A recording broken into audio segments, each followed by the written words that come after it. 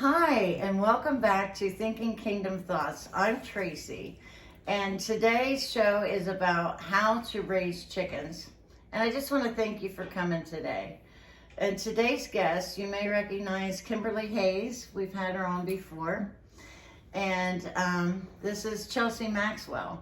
I met them both at Grafted Church, and I just love these ladies. I'm telling you, all of Grafted is wonderful, but you know, you have those picks sometimes, and I say everybody's my favorite because that's how our group has worked out, you know. So anyway, they have experience with raising chickens, and so they're going to give us some advice and wisdom today on that. And I've thought about getting a few myself, so I don't know. What do you think, girls? Absolutely. Yeah. Yes, Yeah. always. So, Kimberly, would you lead us out in prayer? Sure. Father, we thank you for this time. Thank you for this fellowship. And I ask a blessing over the viewers and, Father, over our conversation. May everything we do honor you and exalt you. May we speak truth where there is truth. And we just give you this time to honor you. In Yeshua's name, amen. Amen. That's beautiful.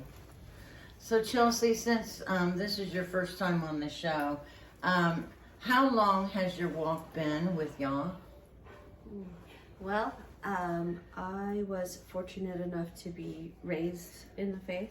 Well, not in like Torah observance, but you know, I was raised in faith, and my mom worked very hard to instill that in us from a young age. Yeah. So I always had that faith anchor, you know, to fall back on. Yeah. So lifelong, but that didn't prevent me from having my prodigal years, and you know. Oh yeah. But yeah, I've had that since childhood. I've had some faith anchors that have carried me through. Yeah. I love Kara. She is such a beautiful lady. I just love your mom. Yeah. Hi, Kara. Hi, Mom. So, what is your kingdom thought during difficult times, Chelsea?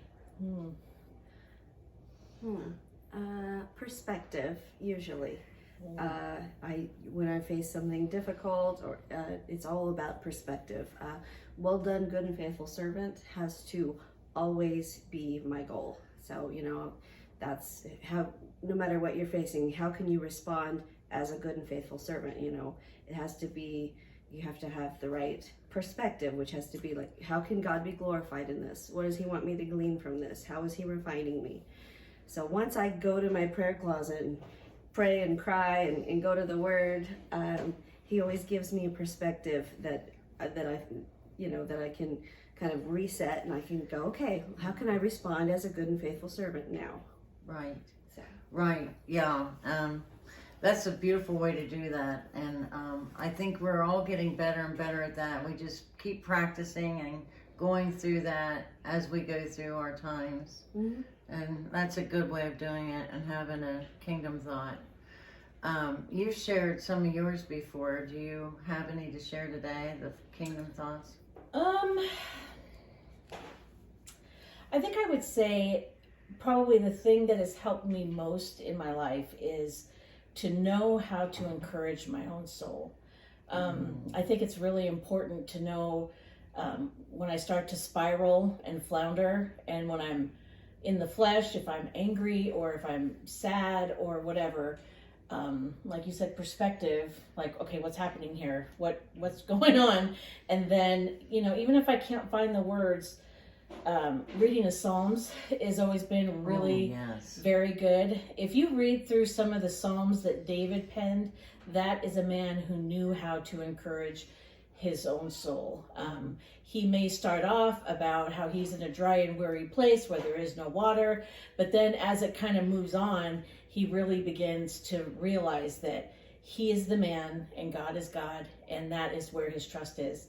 And then by the end of that, you know, particular psalm, he is like, okay, let's get back in the game, let's do this. And I feel like that has really helped me in times where I'm bottoming out, and I just kind of have to regroup and you know, I have to proclaim with my mouth about whose I am, about what is at stake here, what are we doing, and then who is God and who is the servant. And nothing can happen to me unless it's been approved by the filtering fingertips of God himself. And if it's happening to me, it's happening to me for a reason. And then I have to go back, like, did I do this? Did I say something stupid? Did I do something dumb? Am I reaping? And I really have to examine, like, why am I going through this? Am I reaping something dumb that I've sowed? Have I wronged somebody somewhere? And then really, you know, just kind of do a self-check. I think that's been very helpful. Yeah. Because sometimes I had to, you know, go back to somebody and say, you know, I think I've done this to you, and I want to apologize, and because now I'm going through it, and I know, like, from your end, and sorry, or wow, that's amazing. That's true gotta move too. on. Yeah, that's good. Good advice, guys. A lot of wisdom in that. Do you feel like your expectations change after that? Yep. Like, because then you can go, Yep. now I'm going to sit here and watch God work, because now I have an expectation Yeah. that God's here and he's going to work, and I know who Yep. I serve. Yeah. I love that when you reach that point where it, like, your mindset changes. You're like, okay, now I'm going to watch God show up. Right. No. Yep. I know when the doctors was trying to tell me I had breast cancer, and I remember just hearing people say that we need to rejoice, we need to be glad, and that's not easy when you're going through something like that, because my mother had it, my sister had it, and my other sister had it, and I watched them suffer through that, and I knew that how real this really was, and or thought. But I just started rejoicing and praising him and singing all the time. And that's good. I asked for peace, and on the way up to go to their other, where it had better cameras so that they could identify what type it was. We got there, and my husband goes, "Did you take something?" And I said, "What do you mean?" And he goes, "Because you're so calm about all of this." And I'm like, no, this is just a peace beyond any understanding. I believe that God's here with us, and we're going to get through this with him. And then they did their filming and came out and said, "You can go home. There's not even a speck." Wow. That's great. That's amazing. So from a mass to not even a speck, you know. So I learned a lot from that. And I went to the elders and had them pray over me. I did everything that I knew to do. And I remember doing that as a young Christian, and him answering my prayers too, even though I didn't know much. I didn't know much about what I was doing. I love that. Yeah, but he blessed me and encouraged me along the way. Now you have a testimony. Yeah. And it's worth it. Oh yeah, with paperwork. I had always wanted something with papers to say, "See, they said it was there. I wrote this down." I wrote on it, "completely healed," on the envelope that they had mailed to me. And I still have it to this day to show people if they ever want to know. That. Yeah. So back to you guys. Chelsea, how did you get started with the Torah observance? Oh, well, our good buddy Tim, we did a Bible study with him, my husband and I did, and he sat us down and he said, "Guys, I love all of you, and I think there's something that you should look at." And then he played a Michael Rood video, gave us a rude awakening, and so then it kind of really ignited a new passion for my husband and I. You know, what does it mean to follow Yeshua? What does it mean to follow Jesus, to live as he lived and to walk as he walked? Yeah. So that it just kind of grew from there. Like, well, did you know that Yeshua did this? Did you know that he kept, you know? And we just kind of followed him down this path. Yeah. So that it was very organic for us. Yeah, and that's I love that, because when we can show someone else that same video that we watched and watch them grow too, that's a fun step right there as well. Yeah, I mean, my mom, who you were talking to about, she came into it after us. She sat me down and she said, "I'm worried that you're walking away from your faith. What's all this crazy stuff that you're doing?" Oh yeah. I was like, "No, Mom, I'm walking my faith out." Right. And then now she comes to the feast with us, and she jumped head first into it. So yeah. It's been a blessing, but it's neat to watch that aha moment. You know. Yeah. And for you to be able to teach your mom, oh, I love that. You know, she's taught you so many things growing up, and then you were able to give that back to her, and that's beautiful. We've been blessed. How long have you guys been raising chickens? And I'll just let you go one at a time. On and off about 6 years. Yeah. Yeah, they, it starts off with a little bit, and then you're addicted, and then you've got 60. Yeah. Yeah, and I named some of mine too. Yeah, you have to. Well, Yeah. We can get to that. But yeah.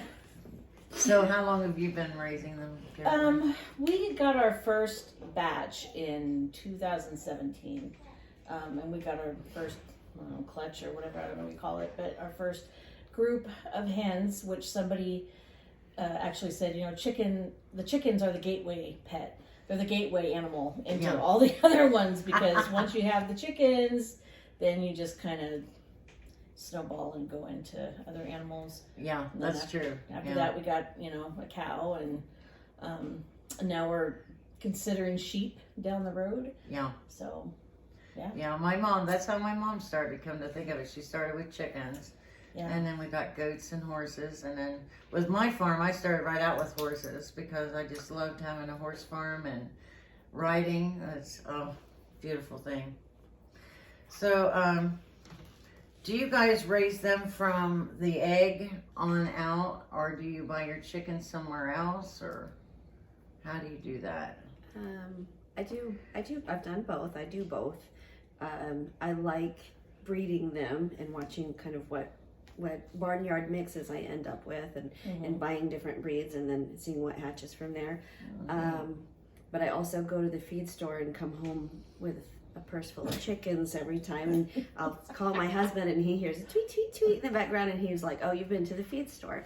So you see the babies and you pick them up too, Yeah, you can't help but do that. I've been so tempted to do that. If I could house train one, I would definitely have one right now, for sure. They have little chicken diapers that you can get. Really? Yeah. I knew they had sunglasses that they can wear. Well, the diaper, I think, has more purpose. Yeah, right, it does.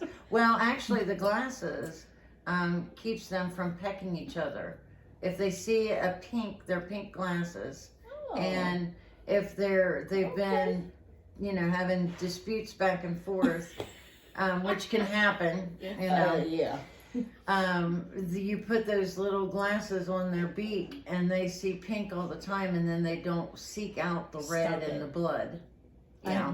Have you heard of this? No. I have not heard of this either. I love this. I wish they had these for people. Rose-colored glasses. Yeah. Oh, wow. Now you're this is true. Okay. So, what is some of the specific advice for the care? And this is kind of a broad range thing, maybe we can go through feeding the chicks and chickens. How do you guys do that? And for someone who's watching this and just starting out, what do they do? Do they just get hamburgers at the drive-through, or? Well, when they're babies, when they're little, there are certain types of the coarseness of their food starts off as real crumbly when they're babies, so that their little beaks can to get it. So you'll want to get a certain kind, and then you'll want certain breeds, or I should say certain types of chickens. Like if you just have a regular egg-laying chickens, we should probably establish that there are chickens that you would get for just to have on your farm that lay eggs, and that's all they're going to do is lay eggs for you. Then you have chickens that are more of the meat birds that you're going to raise to kill, slaughter, whatever, to fill your freezer. And they're completely different. The meat birds, they have a higher protein food, so you're going to want to know what kind of birds you're getting, why you want to get those birds, and then kind of get their food accordingly. Everybody at Atwood's Tractor Supply, they are very knowledgeable because it's pretty common knowledge what kind of food to get for them. So they're very helpful. Any one of those clerks can help you. I've always found really good help at the Tractor Supply, Atwood's, whatever. They'll ask questions. What kind of chickens do you have? What kind of, what do you need? And they're very good about getting you set up on what kind of food to get and so on. Yeah. Now, will a meat chicken still lay eggs? No, because they don't usually last that long. They're a meat bird from a baby till the time that they're slaughtered is it 8 weeks?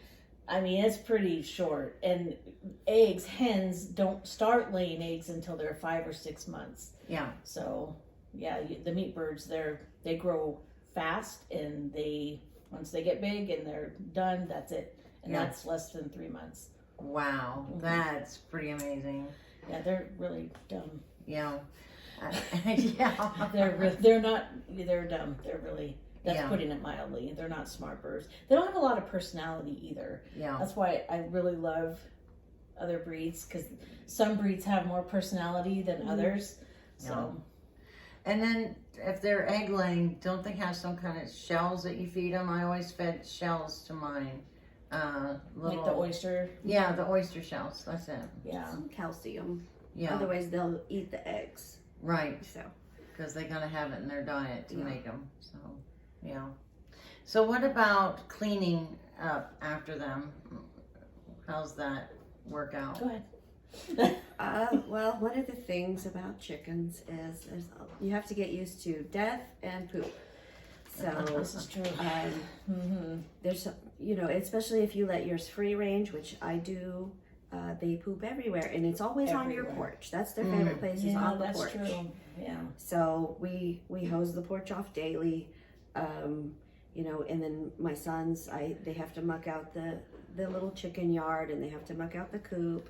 Especially like if they're in trouble, I'm like, go, you're on chicken coop duty. Yeah. It's a lot of poop. They poop a lot. They really do. Yeah, and geese do too. I Oh. just go to a park where there's geese and you'll Oh, see yeah. it everywhere. I had geese at one time, and I'm not a geese person. I'm not really either. We had them when I was growing up, and Yeah, just mean. they are mean. And they don't have much of a personality other than how am I going to get you? Yeah. You know, that's sorry Not for wrong. the geese people out there that's watching that like geese. I've never met anyone yet that has, though. So what about medical wise? Do you have to take them to a veterinarian on a regular basis? I'll let you answer that. Oh dear, now I'm I'm going to sorry. get teased. I didn't know. Okay. No, a righteous man regards the life of his animal, and Chelsea Maxwell has Yes. really proven that. I had one that was a pet. She was a special breed, and she was too small to eat, but she was just precious. Her name was Caitlin, and she got really brutally attacked by 3 roosters. I took her to the vet, and then I called my husband from the vet, and I was like, I love you. I just spent $135 at the vet on this chicken. And he was like, well, we could have just eaten her. So, but he understood that she was my pet chicken. Yes. She was special. But Yeah. usually we just eat them, you know. But she was special. So you can take them to the vet and Yeah. spend as much as you would on a dog or any other pet, or you can eat them. Yeah. I had pets. They were the little silkies. That's what I liked. Isn't that what Caitlin is? Yeah. Yeah. Those are so adorable. You just, I love them. Yeah. I miss having one. That's for sure. So how do you keep prey from your chickens? That's a really good question. Yeah, because we did so many things to try and deter that. And honestly, the only thing that we found was having an outside dog. It's a lot of trial and error. Yeah. Yeah. It can keep you busy. I mean, we dug a ditch. Mhm. We put the chicken wire and the post down in that ditch and Yeah, we've poured done that, concrete yeah. so that nothing could dig under. And then we put, above the chicken wire so nothing, no hawks could come in. Yeah. And they still come in. Somehow Find a way. a prey animal just gets in. To a chicken, everything is prey.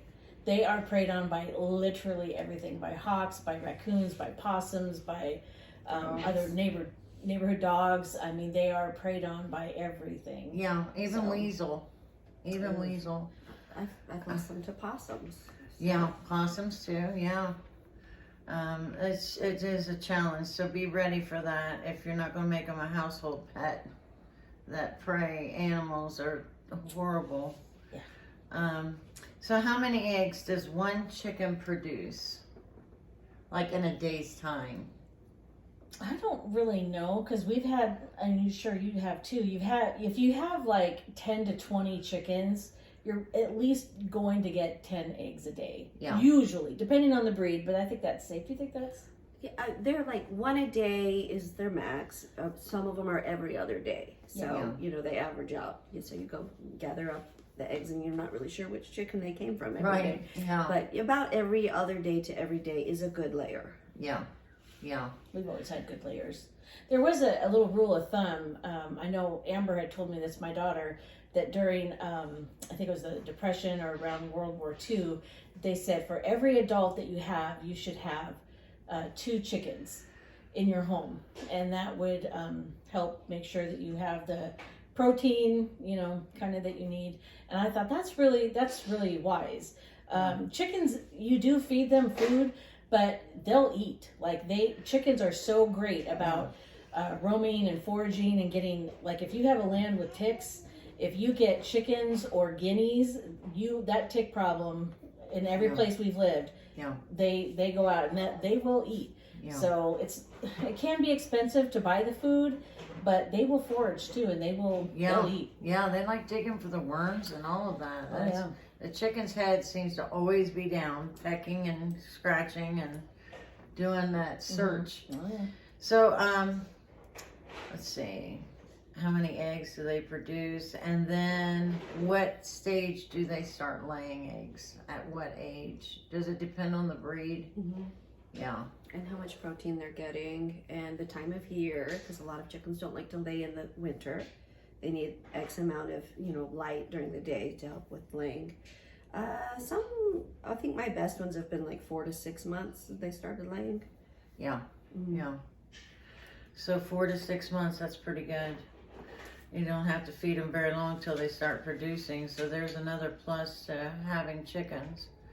Are chickens y'all's pets, or do you meet them out after they get to a certain age? But it sounds like you've had both.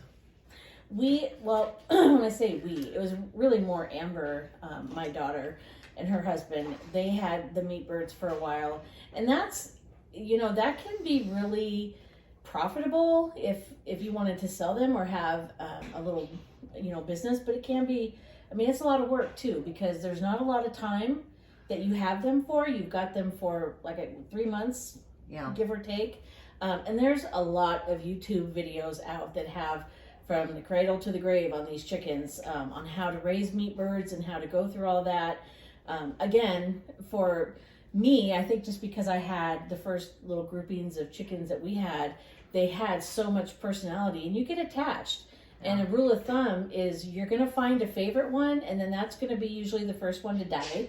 But you still have other ones that you like, and they can be. I like the more of the pet ones myself. Yeah. Like the ones that are, the ones that you can bring in and give a little bath to and blow dry and. Bows. Yeah. You've not done the bows? We haven't done the bows. I'm the only one here that's it's done okay. a bow. No, it's okay. I'm not saying I wouldn't have done the bows, but We just gave you an idea for your little silkies. There's some bows. So let's see. What age do you meet them out? Which you said about 3 months. So. And what is the difference between free range and pinned up chickens? Because you mentioned that you have both. Like, is there a difference in their meat, the eggs, how you care for them? Well, like when you go to the store and you see free range and you see cage free, those can be very misleading. Yeah. Because cage free just means like it just be in a yard somewhere, muddy. It doesn't mean that they have a great upbringing. So, you have to those labels can be very misleading, but as far, like for me, free range, I let them go and forage and find bugs and find this and find, and get a lot of exercise and sunshine. And, but there is a risk to that. So, a hawk can get them and things like that. But, chickens can be very healthy that are kept in a yard, in an enclosed yard, and they have fresh water and good food and things like that. They can be just as healthy. I just like to let mine free range because I don't like ticks.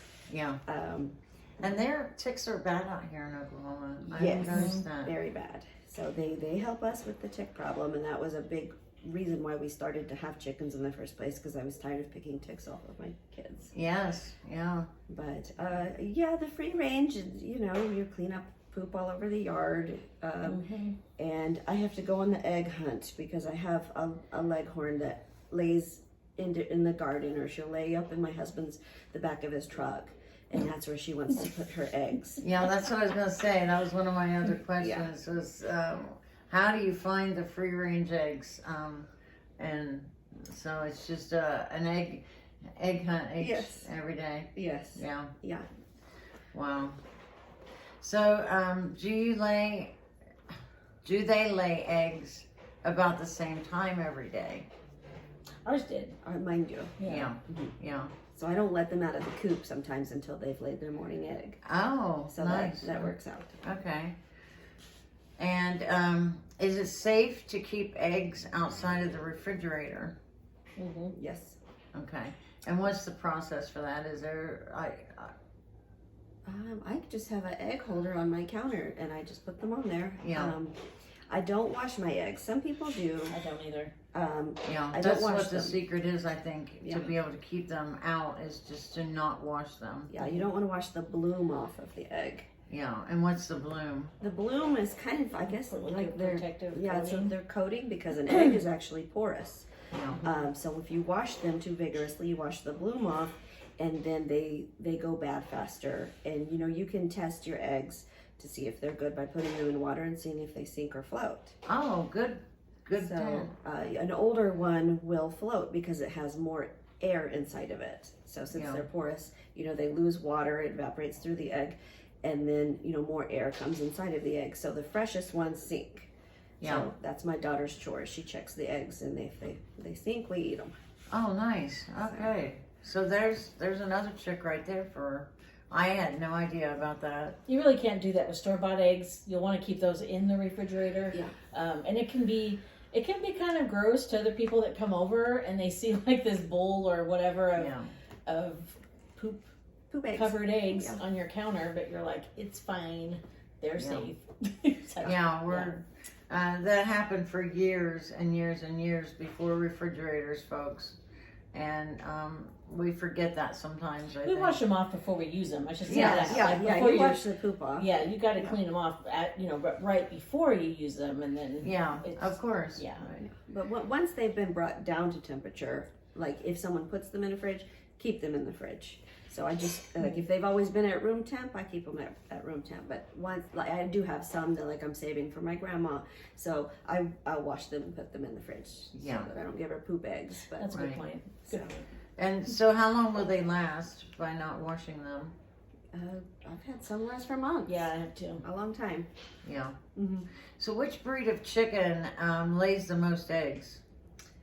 Leghorns lay the most eggs. That's why they're used commercially. You know, like foghorn leghorn from Looney Tunes. Yeah. Yeah, the white chickens. But there are a lot that lay daily, like Orpingtons. I mean, I've had, you know, my Easter eggers lay daily. So there are a lot that lay just about every day. Yeah. Yeah. So, but I have dual purpose chickens too that are good for meat and eggs. Oh, okay. So if they don't lay, if they're freeloading, we can eat them. Yeah.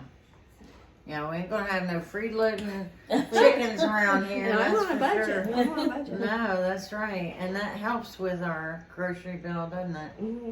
With eggs and with meat. So what breed is best for meat? I actually wrote that one down because I can never remember it because I don't have any of these.